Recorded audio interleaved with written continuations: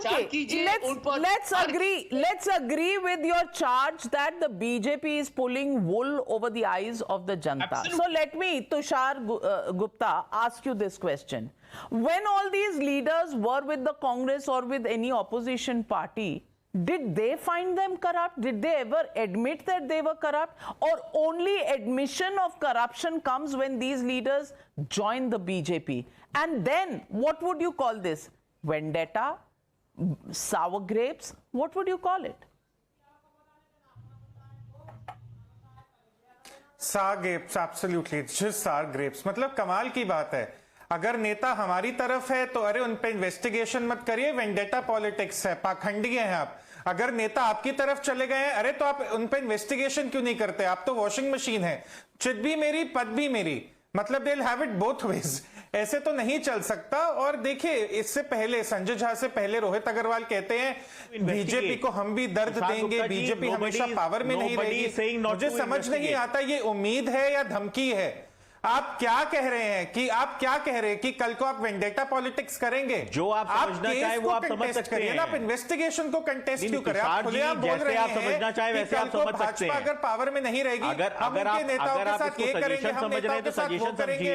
संजय झा हिमंता बिस्वा शर्मा का नाम लेते हैं, क्या लोगों ने हिमंता बिस्वा शर्मा का बयान नहीं सुना कि जब वो राहुल गांधी से मिलने जाते थे, नॉर्थ ईस्ट के मसले डिस्कस करना चाहते थे, कैसे उन्हें इग्नोर करना चाहता था? Well, last word, Shehzad Poonawala. One question that many are raising, and now Rohit Agarwal has raised, Tushar has touched upon it. आज आप पावर में हैं, कल शायद ना रहें, तब क्या होगा? This playbook will be used by the opposition. What is the playbook that we are setting? That's the question people of this country want to know about.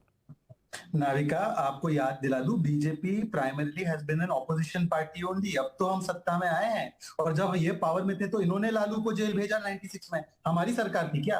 Lalu convict पहली बार 2013 में, वो हमारी सरकार थी क्या? डिस्प्रोपोर्शनेट एसेट केस मुलायम जी पर इन्होंने चलाया, हमने चलाया क्या? लालू जी पर लैंड फॉर जॉब इन्होंने शुरू किया, जेडीयू ने जाकर कागज दिया, ललन सिंह हमने शुरू किया क्या? एक सेकंड, मेरी बात पूरी। अगर आपको याद होगा, रोहित जी मैं आपके बीच में नहीं बोल रहा, रोहित जी मैंने आपके बीच में नहीं बोला, रिटर्न में क्या किया है? आपने हमारे नेताओं को जेल भेजा है। नहीं, और आप तो बस बोलिए मत, क्योंकि इंडिया अलायंस की अगर मैं बात करूं, तारिक अहमद भाई गौर फरमाइएगा, इंडिया अलायंस में लालू जी ने तो स्टेटमेंट दिया है that from the jail he called up Sonia Gandhi to ask for Akhilesh Yadav Rajya Sabha membership. Shehzad, हाँ, तो ये इस प्रकार के हथकंडे। और मैं आपको एक लास्ट उदाहरण देना चाहता हूँ। छत्तीसगढ़ में आम आदमी पार्टी ने प्रेस कॉन्फ्रेंस करके कहा ईडी शाबाश भूपेश बघेल को जेल भेजिए लिकर स्कैम के लिए। दिल्ली में कांग्रेस पार्टी बोलती है ईडी शाबाश मनीष सिसोदिया को जेल भेजिए लिकर स्कैम के लिए, और दोनों मिलकर नाविका के शो पे बोलते हैं नहीं ईडी बदनाम, ईडी बदनाम। भाई थोड़ी सी तो हिपोक्रेसी बनती है। और शहजाद पूनावाला जी, आप भी थोड़ा सा सोच लीजिए कि आप क्या आम आदमी पार्टी और कांग्रेस के सर्टिफिकेट के इंतजार में थे? क्या ये काम उनकी वजह से कर रहे थे? इस पर आप भी सोच लीजिए। But clearly politics over ED searches, ED investigations takes place every now and then, and especially during elections. Which side do you stand on? ED in the last 9 years has shown a conviction and success rate of 96%. I'm talking about last 9 years.